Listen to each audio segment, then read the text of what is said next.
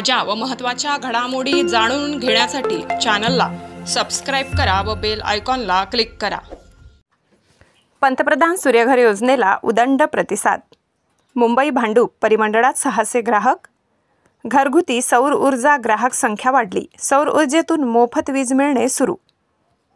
घरगुती प्रति किलोवॅटसाठी 30,000 रुपये अनुदान। शहरातील कुटुंबांचा ओढा सौर ऊर्जेकडे। पंतप्रधान सूर्यघर मोफत वीज योजनेला मुंबईच्या भांडूप परिमंडळामध्ये चांगला प्रतिसाद मिळालेला आहे। महावितरणाच्या या परिमंडळात 600 ग्राहकांनी घराच्या छतावर सौर ऊर्जा प्रकल्प बसविलेले आहेत आणि त्यामधून त्यांना मोफत वीज मिळणे देखील सुरू आहे। यामध्ये ठाणे शहरात 53 तर वाशीमध्ये 150, पेणमध्ये 397 आणि एकूण 600 इतक्या ग्राहकांनी सौर वीज मिळविण्यास सुरुवात केली आहे।